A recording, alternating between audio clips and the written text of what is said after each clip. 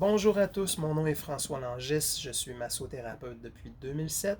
J'ai fait à la base ma formation en kinésiologie en 1992 à l'Université du Québec à Chicoutimi. J'ai eu le privilège de faire une année à l'Université Laval dans les laboratoires d'anatomie. J'ai eu la chance de travailler dans des laboratoires avec des personnes décédées qui ont offert leur corps à la science. J'ai eu le privilège de voir en quoi consistait la musculature d'un corps en temps réel. C'est un privilège de vivre cette expérience-là. Afin de mieux comprendre mon parcours, j'aimerais vous expliquer un peu le cheminement qui s'est passé entre 92 et 2007. Puisque entre 92 et 2007, le travail que j'ai effectué a été 6 années dans les centres de conditionnement physique. J'ai donné des cours de conditionnement physique en gymnase pour des personnes de 20 ans à 70 ans.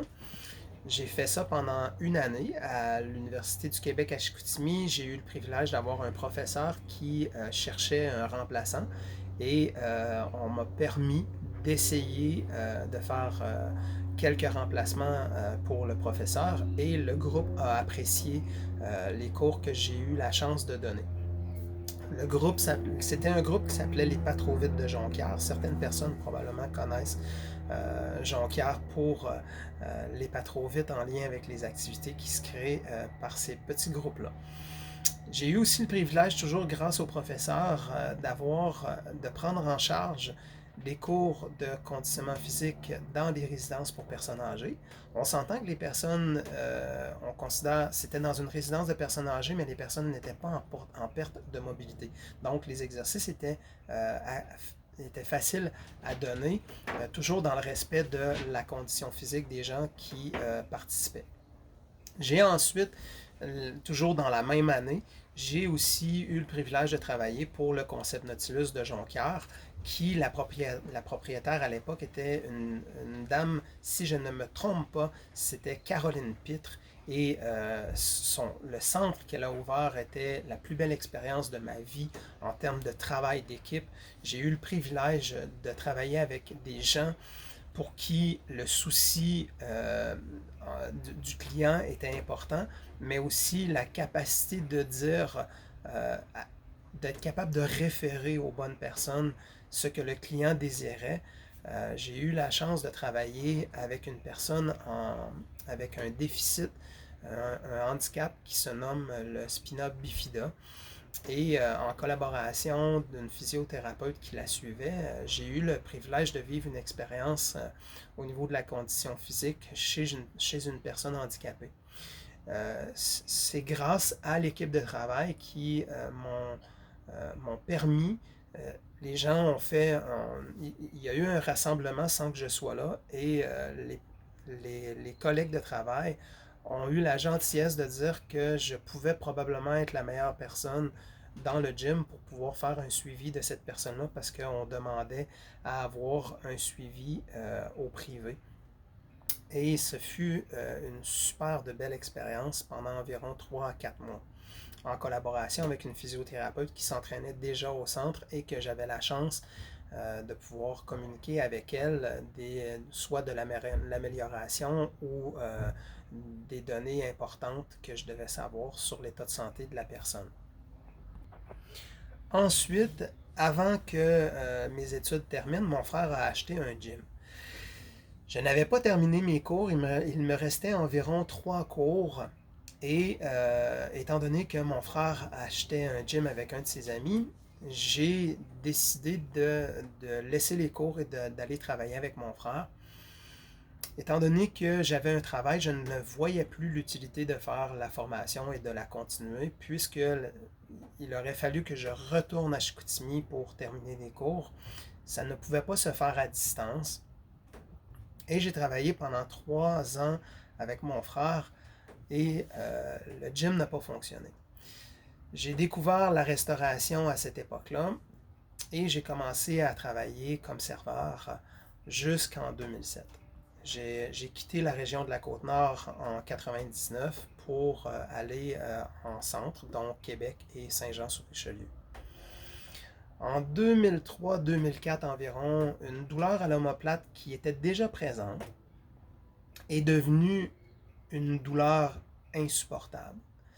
Un peu comme une épine dans le pied qu'on n'arrive pas à enlever. C'est là que le parcours m'amène à revenir dans le domaine de la santé et à essayer de comprendre qu'est-ce qui se passe. J'ai donc consulté chiropraticien. Ça semblait aider, mais malgré les traitements, il n'y avait pas d'amélioration. N'ayant pas d'amélioration, étant serveur, la capacité de gestion du stress est devenue un sérieux problème. Je n'arrivais plus à contrôler mes émotions. J'en suis même venu à avoir de l'anxiété de performance à un haut niveau. J'étais déjà une personne d'anxiété de performance. Par mes difficultés personnelles de la vie, j'étais toujours en situation de stress, mais jusqu'à 2003-2004, j'arrivais à contrôler, à maîtriser les émotions. Au moment où j'ai perdu le contrôle, la douleur semblait devenir tellement problématique. Elle ne semblait pas devenir problématique, elle était problématique. Je n'arrivais pas à trouver de solution. Et en n'ayant pas de solution, j'ai commencé à grincher des dents, au point même d'avoir beaucoup de gingivite. Le segment de gencive était devenu une problématique récurrente. J'ai donc consulté un spécialiste de la mâchoire. J'ai cherché à trouver des solutions en lien avec le grincement de dents, qui était, encore une fois, la cause était les tensions et les douleurs de l'omoplate, qui était une douleur lancinante partant du crâne allant vers l'épaule, un peu comme si, étant donné que j'ai des migraines depuis la naissance, du même côté que j'ai les migraines, la douleur, j'essayais de faire des liens avec les migraines, mais rien ne semblait pouvoir fonctionner pour améliorer la condition suite à des traitements en chiropratie, en ostéopathie, en acupuncture. J'ai donc réussi à avoir un médecin de famille pour avoir des suivis un peu plus récurrents.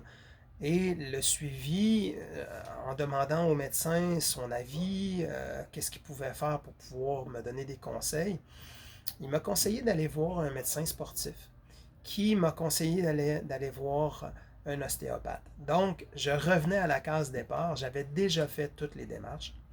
La douleur à l'omoplate, malgré des soins de plus de 3 mois, à raison de 1 à 3 séances par semaine, soit en chiropratie, en ostéopathie, 1 fois ou 2 semaines. Donc, j'ai quand même fait un 3 mois de consultation par discipline pour en arriver, en fin de compte, à entendre parler de la massothérapie. Une personne m'a dit, quand tu as tout essayé, essaye la massothérapie. C'est en 2007 que j'ai eu un premier soin en massothérapie et l'expérience fut agréable. Je n'ai pas réglé la problématique d'épaule, mais j'ai ressenti un besoin de faire la formation en massothérapie. Ironiquement, dans le passé, j'avais rencontré une femme pour me réorienter. Pendant que j'étais en restauration, je cherchais une façon d'avoir un nouveau travail. Après plusieurs mois de rencontres et de consultations avec une personne spécialisée dans le counseling, la conclusion a ressorti la massothérapie. Et ça, c'était en 2001. Donc en 2001, on parle, lors d'une réorientation professionnelle, on parle de massothérapie. Je ne connaissais pas la massothérapie. De 2003 à 2007, il s'est passé des choses. Et en 2007, j'ai découvert la massothérapie et j'ai décidé de faire le cours. Ce qui est bien, c'est que ça me permet de revenir avec la formation en kinésiologie, qui me donnait énormément de connaissances, mais que je ne me sentais pas à la hauteur ou je ne ressentais pas que j'avais les compétences de pouvoir suivre des gens pour aider à améliorer la condition de santé ou toute autre chose, parce que la kinésiologie, c'est vaste, ça peut travailler dans les hôpitaux, ça peut travailler avec des physiothérapeutes, ça peut aider à la réhabilitation, mais à l'époque, on n'avait pas accès autant à toutes les plateformes qui nous permettent de trouver des emplois dans différents domaines hospitaliers ou autres. La massothérapie a donc permis de mettre en lumière le besoin que j'avais d'aider les gens, autant de façon physique que de par les connaissances pour pouvoir donner des programmes. J'ai découvert dans la massothérapie un outil ultime d'amélioration de la performance ou d'amélioration de la santé des gens grâce à la thérapie manuelle. De 2007 à 2010 environ, je faisais de la massothérapie avec les connaissances en kinésiologie. J'aimais donner des petits programmes d'entraînement pour les gens et j'ai observé présentement ça fait 13 ans que je pratique le métier.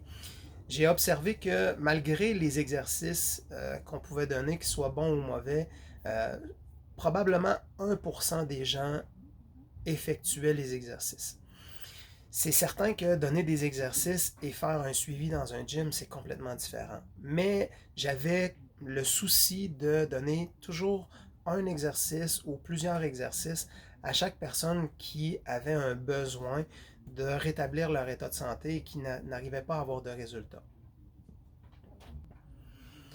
L'expérience me demandait d'aller chercher encore plus de connaissances sur la thérapie manuelle parce que j'avais l'impression d'être saturé. Je travaillais beaucoup physique, étant donné que je me suis entraîné principalement dans les gyms. J'ai fait du bodybuilding de bas niveau. Le bodybuilding a fait en sorte que le travail que je fais, j'ai besoin de sentir que je travaille physiquement. Donc, les traitements que j'ai faits de 2007 à aller à environ 2013 ont été beaucoup du travail manuel très physique, sans connaissance articulaire sur les thérapies manuelles de type kinésithérapie. C'est à ce moment-là que j'ai connu une personne qui donnait des cours très spécifiques sur tous les traitements articulaires de toutes les parties du corps. On parle autant de la colonne vertébrale que des articulations du coude, des poignets, des pieds, des genoux, du bassin.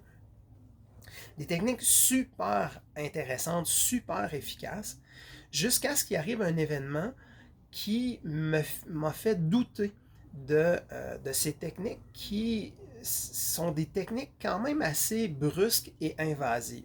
Un peu comme la chiropratie, mais sans avoir la formation en chiropratie, tu ne connais pas les risques associés à une manipulation, mais tu connais la technique. J'ai ressenti un besoin de comprendre davantage les risques associés à ce type de manipulation-là. Parce qu'on s'entend, lorsqu'on travaille avec nos mains, nous manipulons les tissus. Et lorsque nous manipulons les tissus, il y a des articulations qui peuvent être mobilisées pour pouvoir avoir un effet de relâchement dans l'articulation, qui va avoir un effet de relâchement dans les muscles, dans les nerfs et dans le système vasculaire. C'est en 2015 que j'ai décidé de faire des formations à la carte en ostéopathie à l'Académie Sutherland de Montréal. Cette académie donne des cours vraiment géniaux. Tout thérapeute qui veut avoir des techniques efficaces et des formations complètes qui sont utilisables après la formation et même pendant la formation parce qu'ils sont pratiqués lors de la formation. Les formations basées en ostéopathie à l'académie, ce sont des techniques qu'on pratique pendant 4 jours. Il y a au-dessus de 150 techniques sur les 4 journées pour un séminaire. Moi, j'ai fait environ 12 séminaires, 10 ou 12 séminaires. Et pour chaque séminaire, on a environ 3 à 4 jours. Il y a un séminaire par année qui a environ 5 jours. Et on touche toutes les parties du corps. Et le fait de faire cette formation m'a permis de comprendre les risques associés à certaines techniques qui sont utilisées en kinésithérapie, en orthothérapie, voire même en chiropratie. Lorsque le corps reçoit une pression en fonction de la condition de santé des gens, nous pouvons créer des lésions ou augmenter la douleur au lieu de faire du bien. C'est donc avec ce parcours que je viens de vous partager que aujourd'hui, je me permets de vous dire en toute honnêteté que je n'ai pas encore réglé la problématique que j'ai à l'épaule depuis les débuts de ma démarche, malgré les formations et les connaissances. Je pourrais vous partager toutes les lectures que j'ai faites et tous les spécialistes que j'ai rencontrés. Je continue toujours à avoir des soins en espérant avoir un résultat final. J'ai toujours espoir et mon but, c'est de chercher et trouver une solution pour vous et pour les gens qui viennent me voir. Mon objectif, c'est de vous aider au meilleur de ma connaissance, sans prétention, et surtout rester honnête dans le fait que toute thérapie n'est pas toujours, ce n'est pas toutes les thérapies qui sont bonnes, mais si nous ne connaissons pas tous les types de thérapies qui existent pour pouvoir nous aider, en tant que professionnel, mon travail, de par mon expérience, c'est quand même de vous parler de l'acupuncture, de l'ostéopathie, de la kinésithérapie, de la massothérapie, de la naturothérapie, tous les domaines de prédilection ainsi que l'alimentation, quel type de vitamines ou quels produits on pourrait utiliser ou quel matériel vous pourriez vous procurer. Mon travail, c'est de vous guider et d'essayer de vous éclairer. Je n'ai pas les connaissances nécessaires à trouver la réponse à toutes vos questions, mais ma connaissance évolue, mon expérience évolue, et j'espère que si vous venez me voir, j'espère que nous allons trouver ensemble une façon d'améliorer votre quotidien et à la limite, si ça peut régler votre problématique, je serai la personne la plus heureuse au monde. Et je vous souhaite une belle journée et au plaisir de vous rencontrer.